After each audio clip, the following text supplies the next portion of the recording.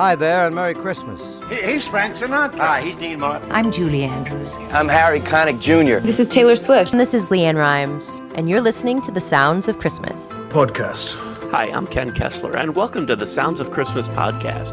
If you're new to this podcast, I want to start by saying thanks for joining us. If you're not new, welcome back. Either way, I'm glad you're here. Now, to avoid any confusion, I want to start off by saying there won't be any music played here.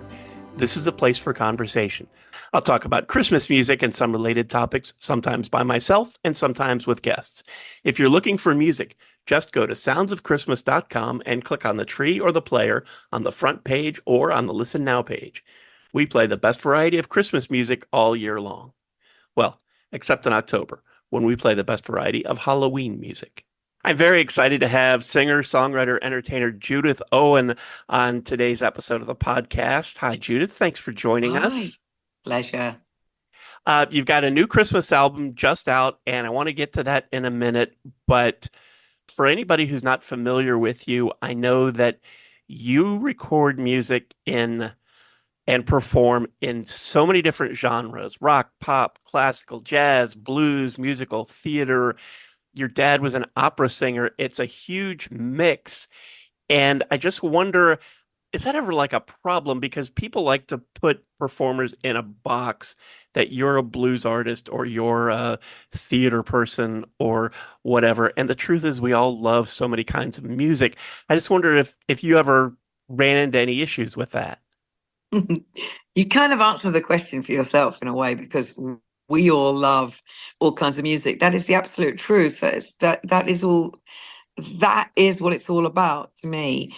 Nobody on this planet loves one type of music and only listens to that. We listen to so much because we need so much, because taste and our desire in life that suits our moods, that suits every single thing. Music's the soundtrack to our lives, and we do not. If you imagine what a boring life it would be if all you ever listened to was classical or jazz or pop, that's not who we are as human beings. The only people that make it difficult to be somebody as varied as me and somebody that cross genres, although keeping my style constantly as mine. I mean, my sound is my sound, and that's what makes it cohesive throughout. That's why it's me. But the only people that ever have problems with this is the business, are the gatekeepers in this world who think that you need to be pigeonholed, particularly if you're a woman. I have to say it's very, very stay in your lane, and it's really down to the fact that they need to sell it, and therefore it's all about commerce. Really, it's about wanting to know that they're selling this one product.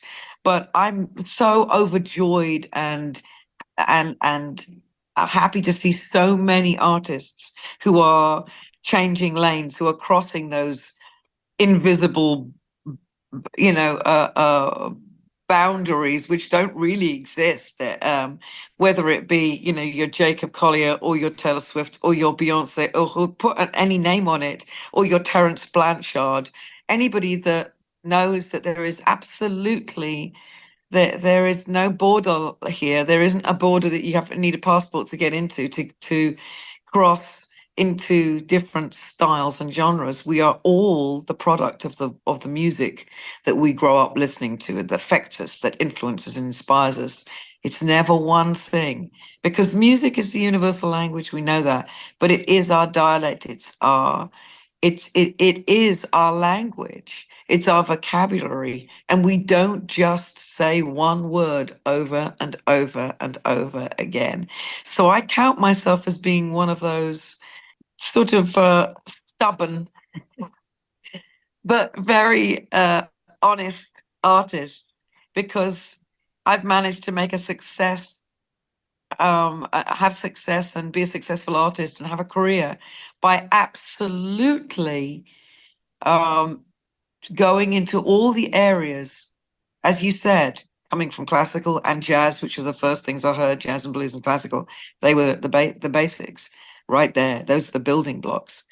But so much, I'm a theater baby. I trained as an actress. I'm a performance artist person. Everything I do has a theatricality to it, and there's a sense of of being soulful and dramatic. So to be honest and authentic as an artist, I believe that you have to be absolutely honest and accepting of who you are, and to lead with your strengths and what makes you unique and an individual, as opposed to sticking in one lane and doing it until no one wants it anymore or people are tired of it. And then they're changing and moving, looking to the next person. We grow constantly. I've had an insane pleasure of working with the kind of people who I saw from an early age expand and had the attitude that you don't stop learning until the day you die as an artist, and that your job is to keep pushing. And look at somebody like Bowie, look at Prince, look at all the years. I'm sitting here in Minneapolis right now thinking of that. But people who just push the envelope and aren't afraid of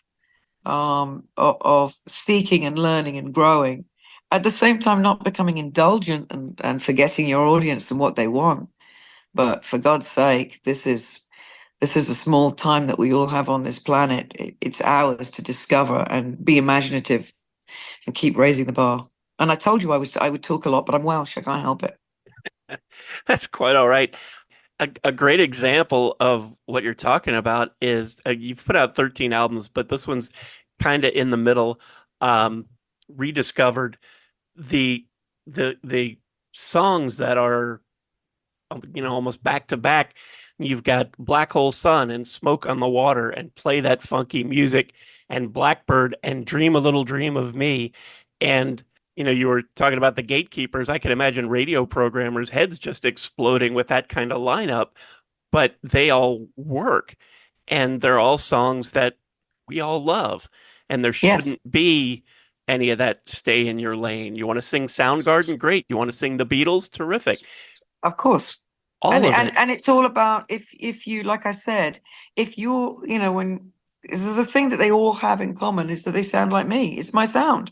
There are my arrangements. I've rewritten these songs, as in I've rearranged these gems, these classics, and many unexpected songs like Drake's Hotline Bling. I've gone really out there and treated these songs as if they're my own, and they're coming from my point of view, and they sound like originals.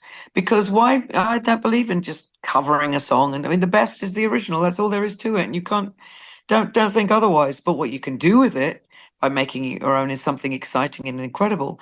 But as a writer, I'm putting my stamp on these things. I'm literally rediscovering them. So you're hearing things in them you never thought possible. So Hotline Bling isn't a booty call anymore. It's a song about waiting for the person you're in love with to call you, but that the heartbreak and the absolute, as I remember it, pre-marriage, the torture of waiting for the phone call that never comes because that person just isn't really that interested in you. And so it's that thing of like seeing it through your experience, your mind, your heart, and making it your own. And the audience, that's what I mean. It's just like the public, my fans, my audience get what I do, as in they don't, they absolutely come to it with open ears and open arms. And that's what I'm always aware of. And that's why in this time where it's so much, I mean, of course, the huge artists, the massive artists out there, that somebody like Taylor Swift, love her or hate her, I think I take my hat off to that woman. She's just in control, doing whatever she wants the way she wants it. And ultimately, I think that's the thing, is as the gatekeepers become less, because artists take control of their careers and what they're doing, then you have an opportunity to actually produce the things that the business doesn't come in between you and your public. The public knows what they love, knows what they like. They'll let you know what they like and what they don't like. And as an artist, you have to take great notice of that. Pay attention to the reaction of your public to what you do. And that's kind of what you and your husband did when you launched your own record label Yeah, 15 years ago or so, right?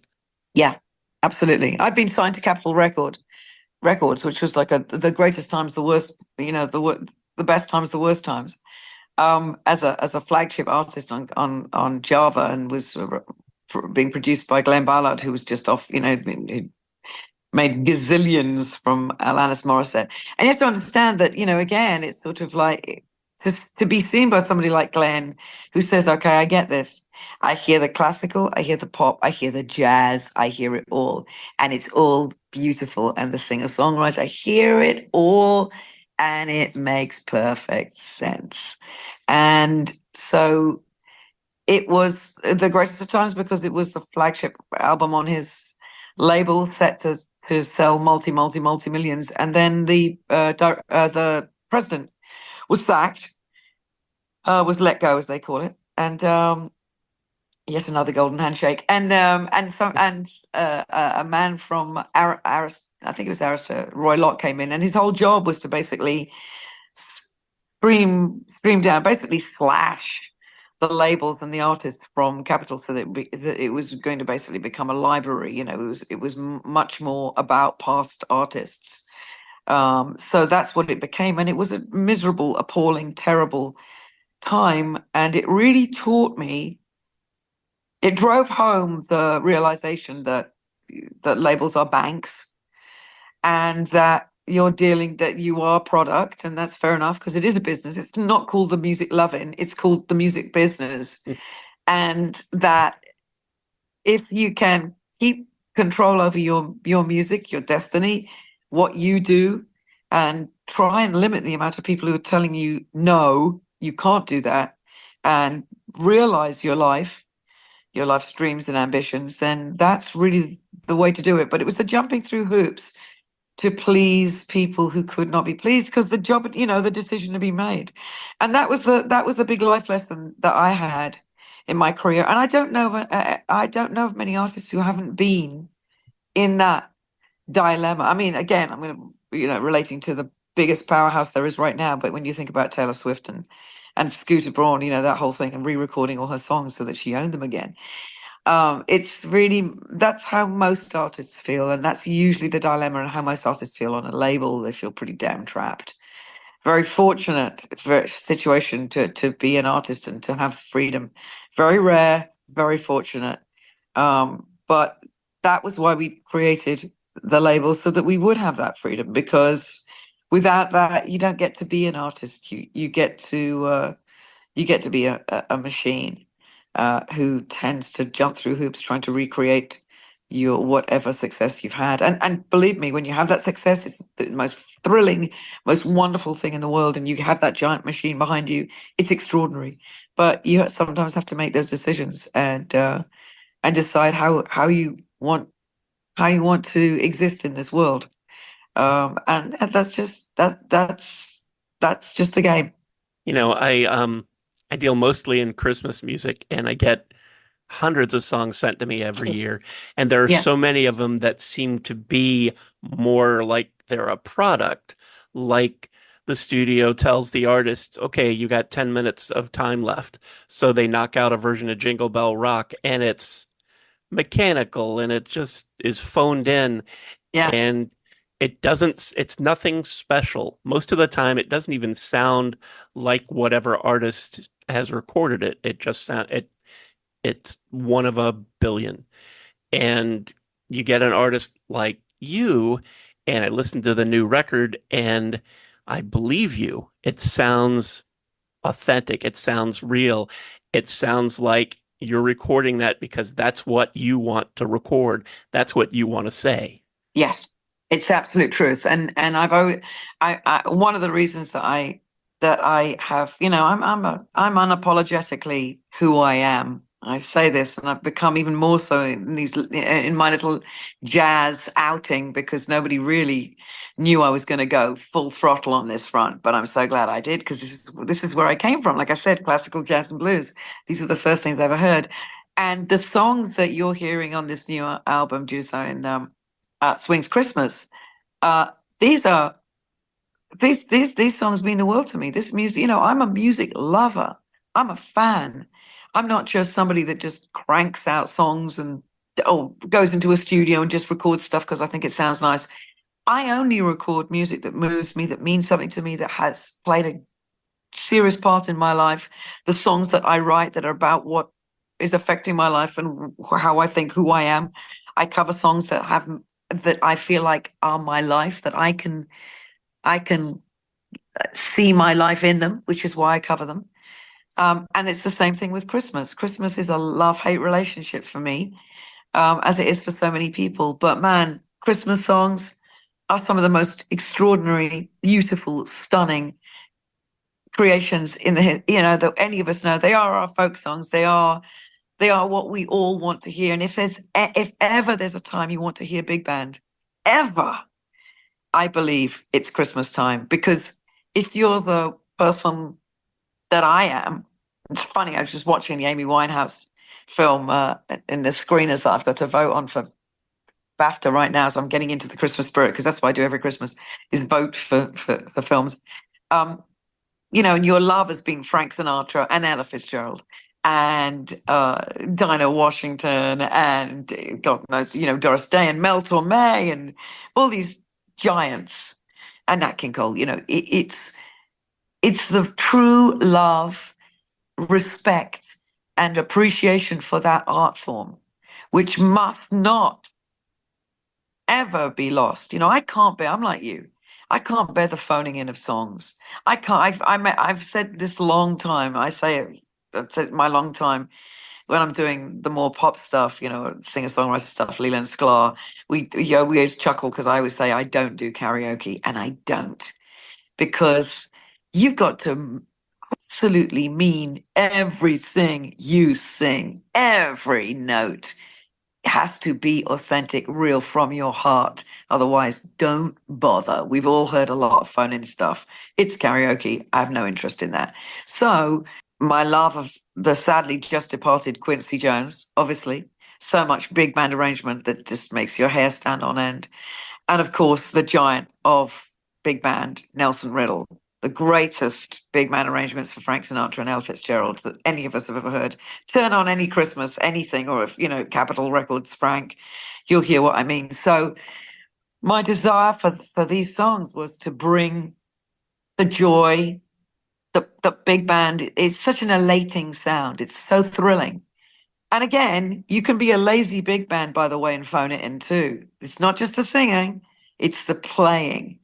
But I live in New Orleans and London and LA as well, but mostly New Orleans. And I have to say, the players in New Orleans, they don't have a lazy bone in their body. What they have is swing, sexy, gritty swing that this music must have.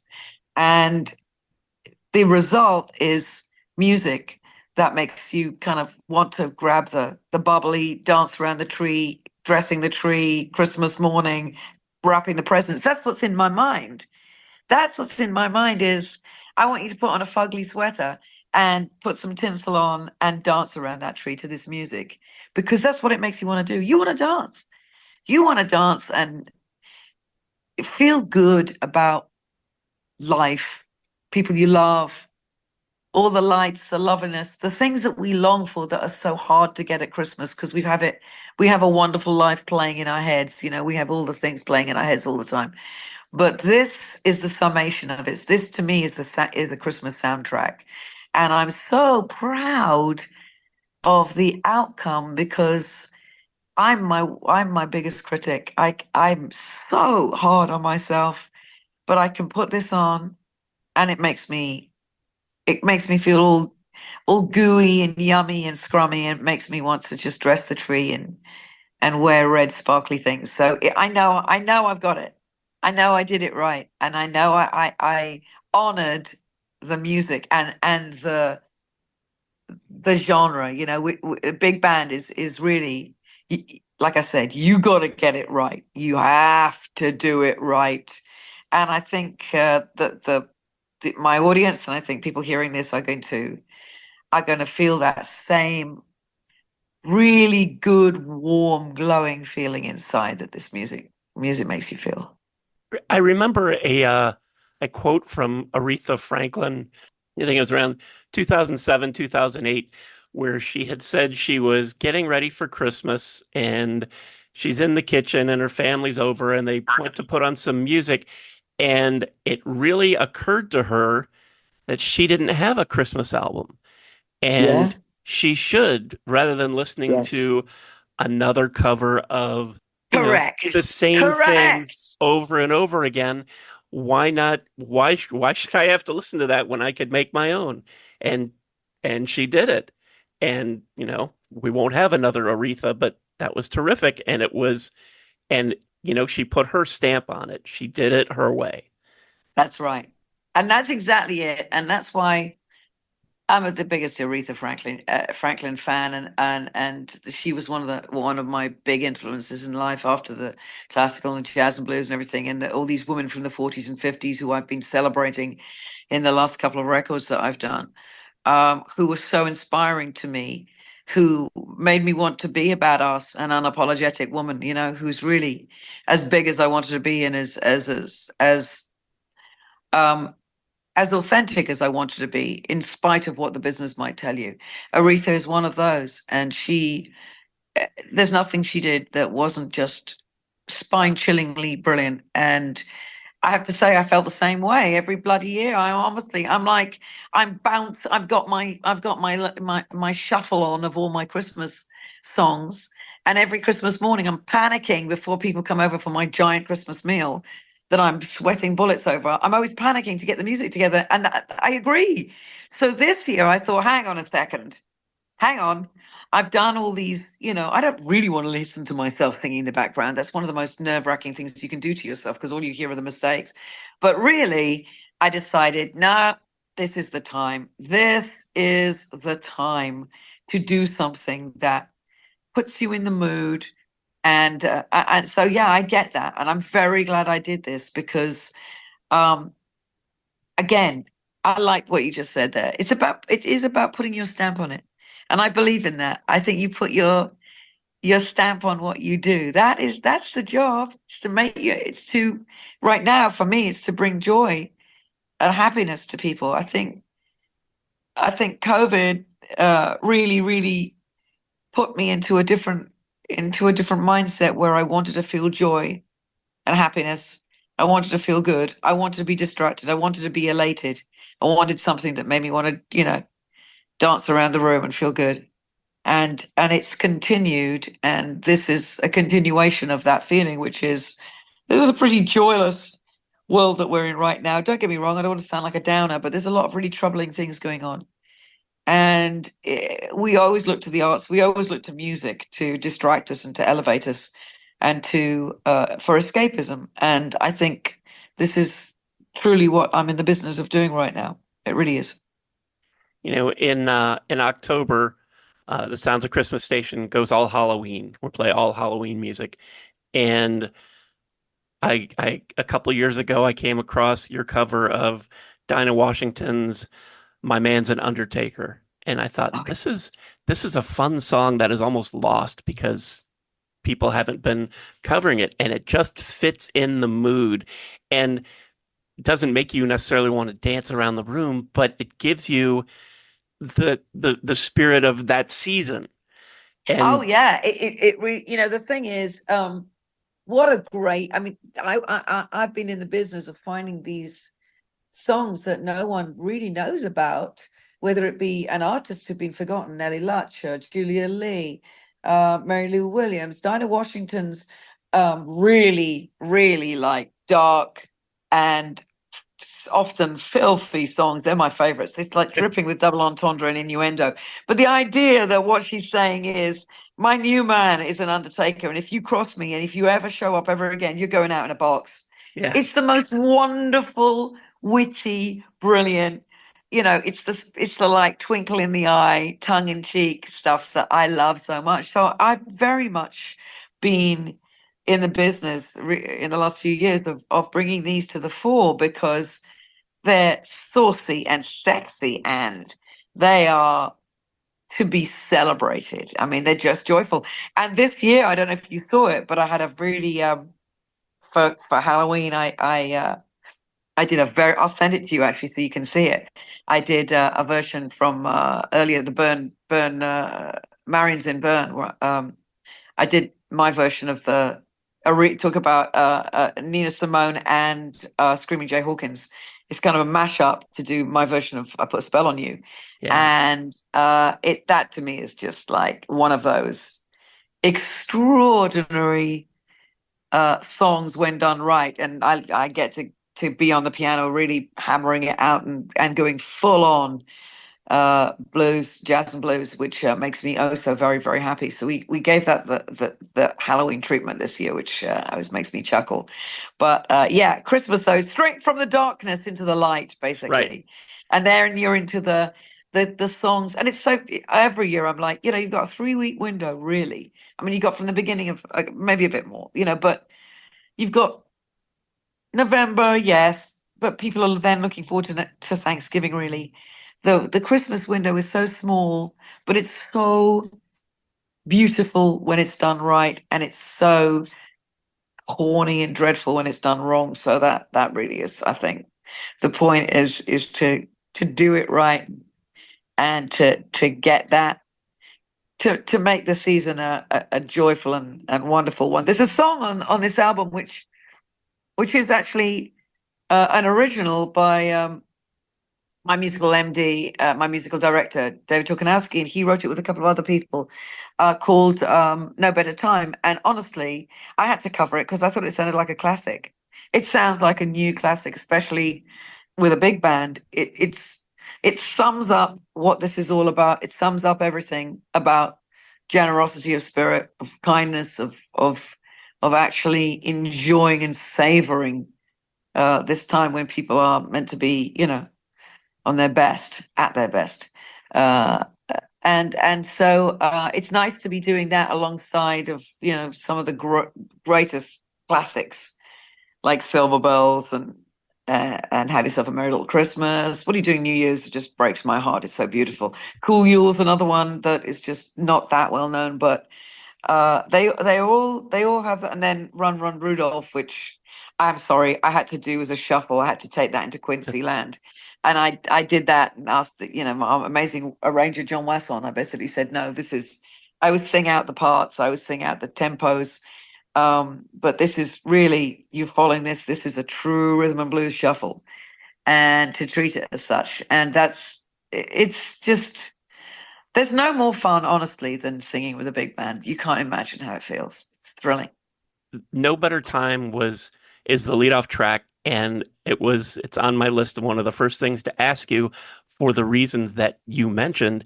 It sounds like it's something I should have heard before.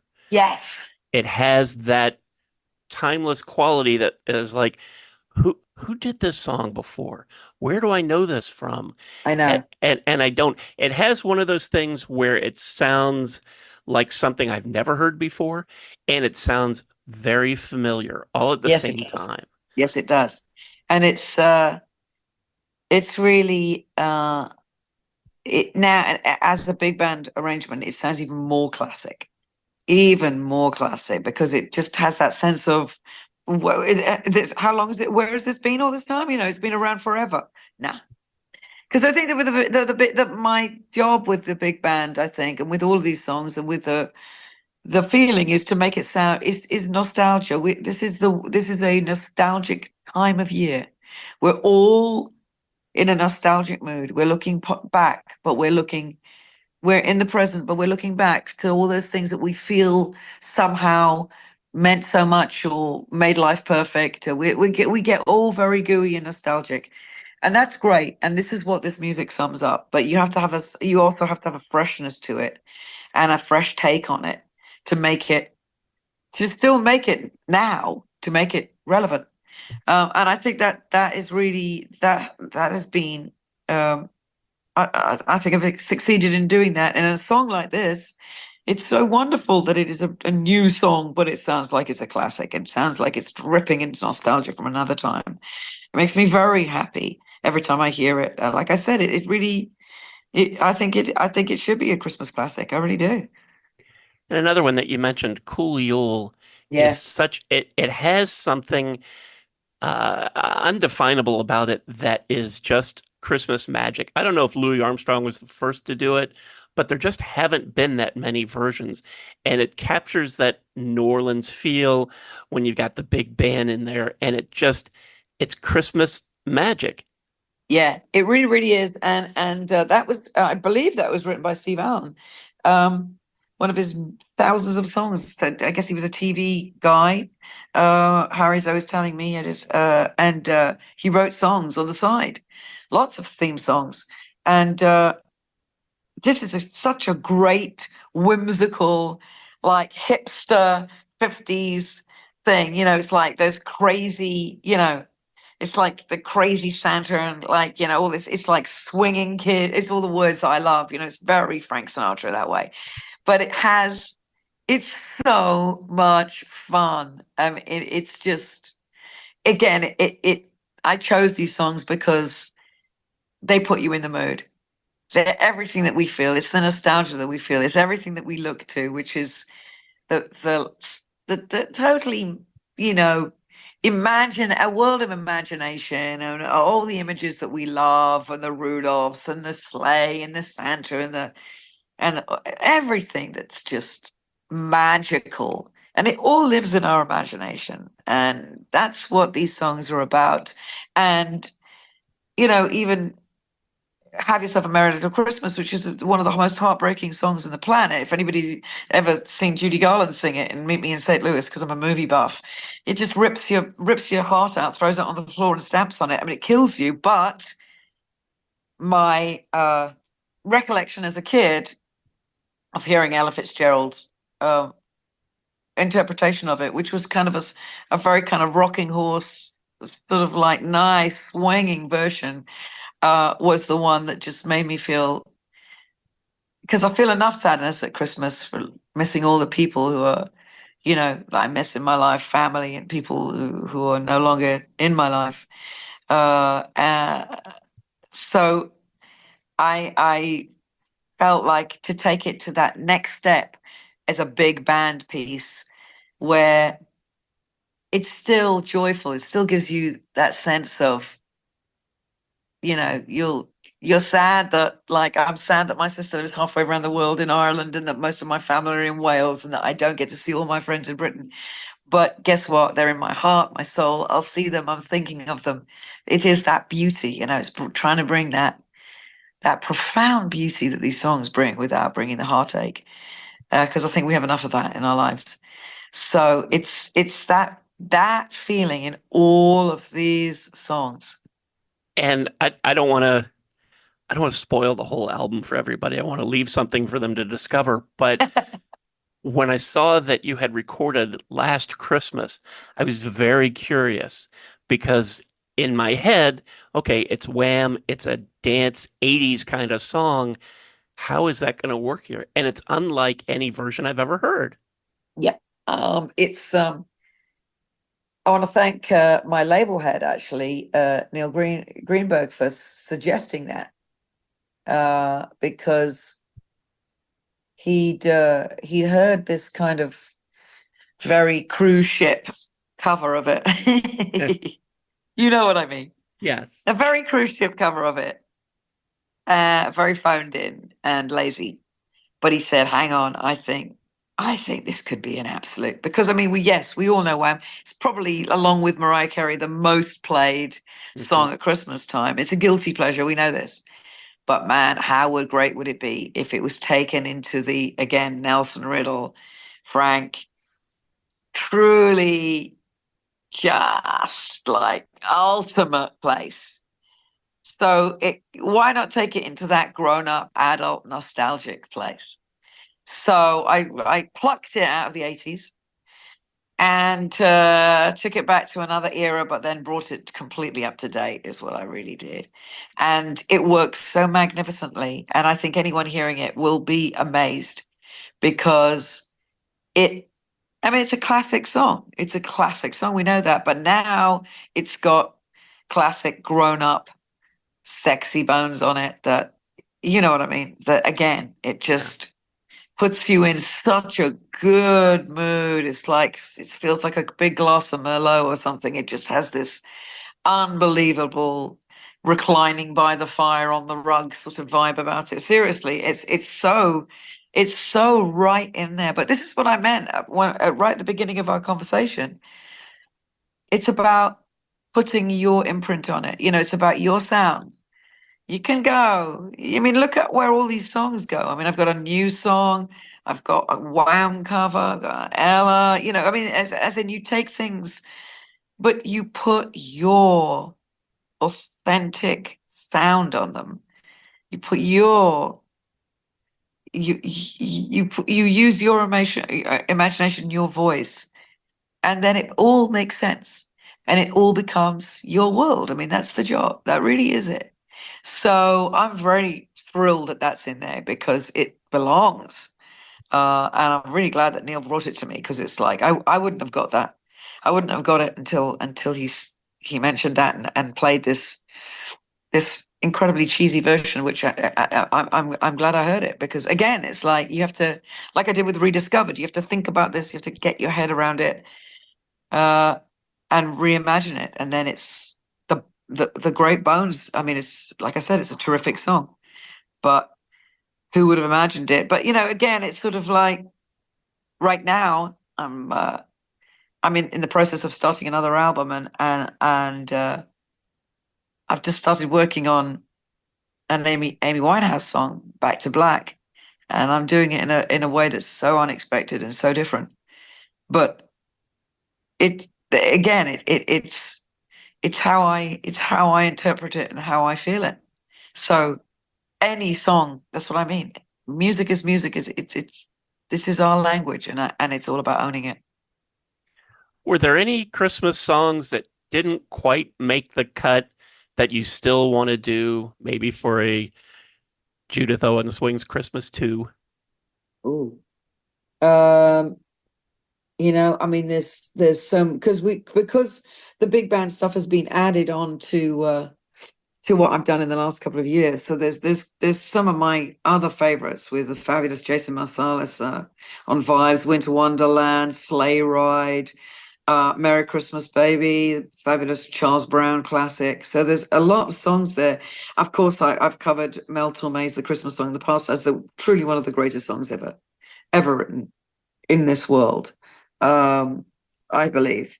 And I think I do this Christmas show every year with Harry, Big Money Raiser, that we used to do all over, in LA and New York and London and New Orleans. We only do it in New Orleans now just because it's became so extraordinarily huge. It was so hard to travel and do this, but every year I have to find great Christmas songs, and the theme is Christmas. And I have to say, it is a verdant playground.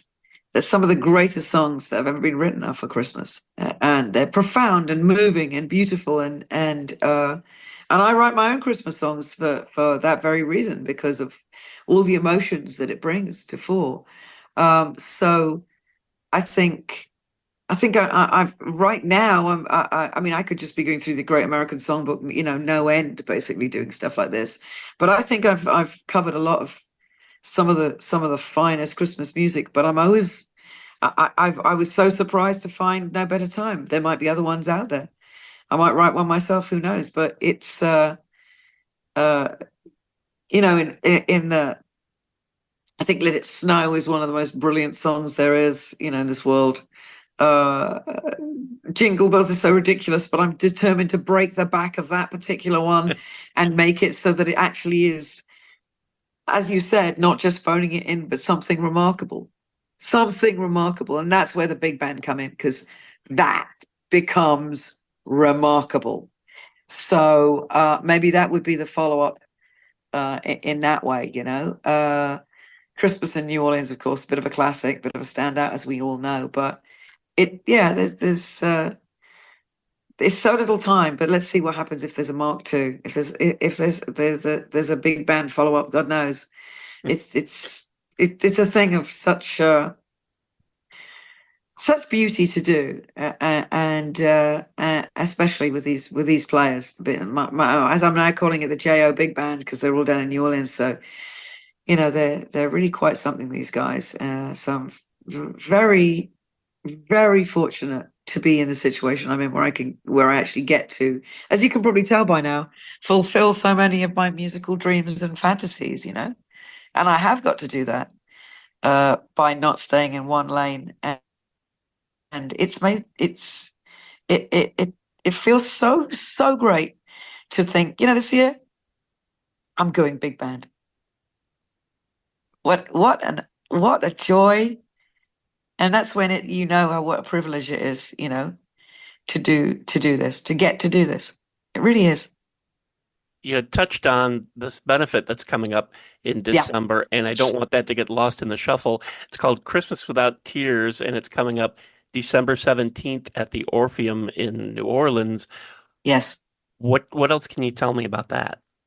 Well, when Katrina happened in 2005, Harry and I decided that the party we had at our house every year, that was just every musician we knew and loved, and actor and everybody else that had a party piece, they'd come over. There'd be sort of like a river of alcohol, of course, and a mountain of food, and then we'd all play around the piano. But it was the way that I dealt with Christmas, because I was so homesick, and I was suffering.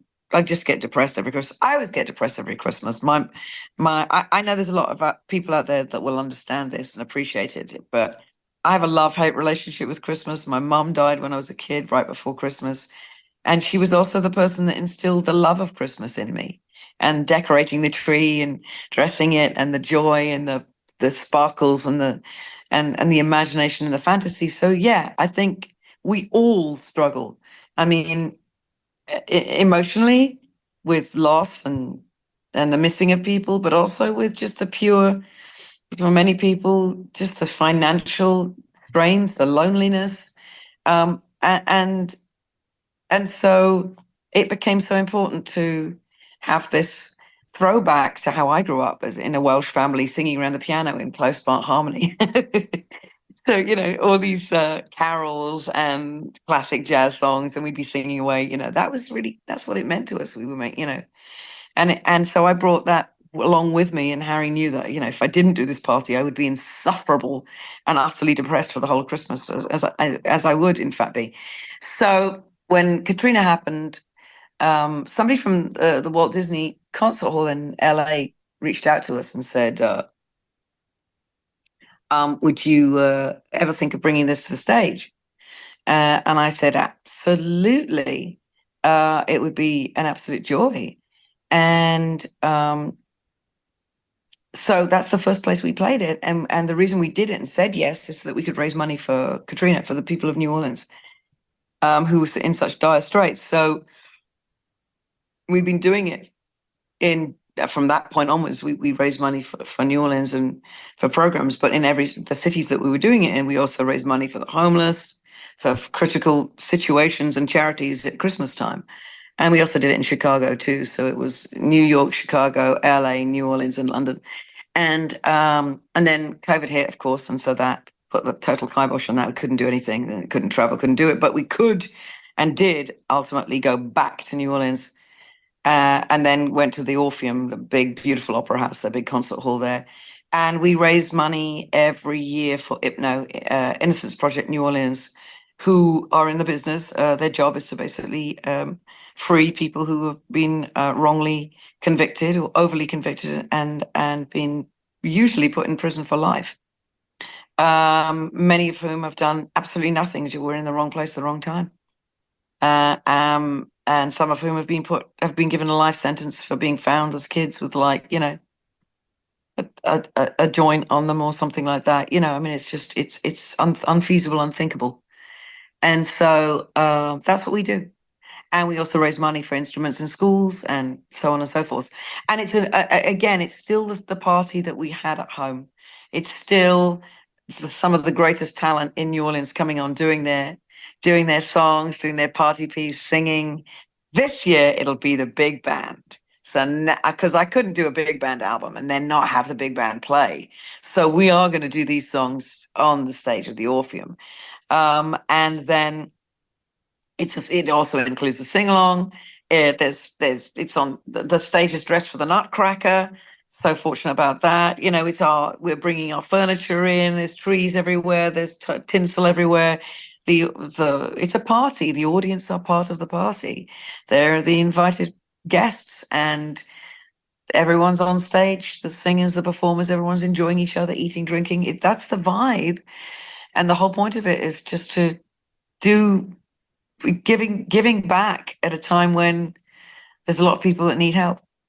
And in that city, that it has become that we've chosen to live in, that there's a lot of problems and there's a lot of people that need our help. And musically, it's a culture that it will never die, but it needs help. That's the point. I mean, I'm always amazed that America doesn't really, I don't believe, take full care or appreciate New Orleans as the birthplace of jazz, as the birthplace ultimately of the music that came from that, whether it be rhythm and blues, the backbone of the pop world of everything that we do to this day started here. And as an outsider, I feel incredibly strongly for that, because this is the place and the music that I was looking to as a kid and thinking, oh my God, how could I ever get there or be there or see that? And so I think I'm glad to have been so enveloped in this community and so welcomed and loved, but also to support it, to support this extraordinary culture, musical culture, and extraordinary city. So that's really what it's all about. And I look forward to the day when I can take this back to the cities that it used to perform in before. I constantly, every year, I get emails from LA and London, New York saying, when are you coming back? Why aren't you coming back? And so it's a shame that we can't do it. But as you can imagine, the busier I've got, the more I'm touring. I'm about to do an NPR Christmas show before that, where I'm the guest singer and performer anyway. So things get harder as when you get busier, and this is a big undertaking, huge production. So all I can say is, if you can probably see it, we're trying to figure out a way to stream it live this year, but if you are in the New Orleans area, it's a must see. It's such a joy, and the talent is extraordinary. But that feeling that I'm talking about in this music, the nostalgia, the feel good feeling, is in that room, is amongst that audience. It is Christmas to me. It means Christmas to me because it's what I always wanted Christmas to be, and that is a room full of people who are feeling nothing but joy and love. And ultimately, that's hard for us, for any of us to get, because it involves family, and we all know how that is. The strains and the pressure and the making everyone happy and the etc. Christmas is for children. We know that it's for kids, but we're all kids inside. We never stop being kids. And this Especially is a at way that, Christmas. and that's exactly why the big band music works so well. The Christmas music reminds us of our childhood, of the fact that we're still kids inside. We're just big kids. We just our bodies just grew up, but we're still in there. And this is the perfect time. This is one of the few times that we get to be childlike and to enjoy it and to let our imaginations run riot and to feel the joy that we felt when we were children. And so I think that's to be encouraged, and that's why I love playing this music and love this show, because we all get to be kids again, and there's nothing wrong with that. I wish we could do a bit more of that, actually. I'll make sure to put a link down in the show notes for Christmas Without Tears, so anybody who is thinking about going to New Orleans or is going to be there, it'll be easy to click over. And if we find out that it's going to be streamed, let me know, and I will put the I word out certainly for will. that too. It has been so much fun talking to you. What's the best way for people to keep up with you, connect with you? Well, you can always go to my website, judithowen.net, but I'm on Instagram, Judith Owen Music. I'm on Facebook. I'm on X. I'm on every single platform. I'm even on TikTok. You can just find me everywhere. I have my own channel on YouTube, of course, which I would encourage you to go to, because the videos are something. The videos are extraordinary, and there'll be some Christmas videos coming out to go with this, just of us in the studio, of seeing the big band, of feeling the warm and fuzzy. That's going to be, and of course, the first one is No Better Time. So I thank you so much for having me on. It's a delight to have this at this time of year ready to go, and I hope it makes people feel good, because that's the reason I did it. It really is. Thank you so much. Can you And add, of course, I should probably say that everybody should be zooming right now to Spotify to get this, to download it on Amazon, to go to iTunes. Get this now. You can stream this music immediately and you can have it as the soundtrack for your Christmas. I think you'll want it for the soundtrack. I do. I really do. and thank you again. This was so much Thank you fun. so much. This is such a pleasure. Have a great holiday. You too. Thank you. Thanks, my love. Cheers. Right. And thank you so much for listening, helping me share some Christmas spirit, and for continuing to support the Sounds of Christmas station and podcast. I told you how to listen to the station, and you're already listening to the podcast, so my work here is just about done. All of our episodes are available on the Sounds of Christmas website. Just click the podcast tab. And we also have a Linktree page that lists most, if not all, of the sites that stream the Sounds of Christmas podcast. So you can click on that, find your favorite, click on over, and then you should subscribe so you'll never miss another episode. If you have comments or suggestions on this episode, previous episodes, or the Sounds of Christmas station, feel free to reach out to me on social media or through the website. If you're listening to this episode on your phone, you can also click the Send Us a Text Message link and connect that way. Thanks again. And may you always believe in Santa Claus.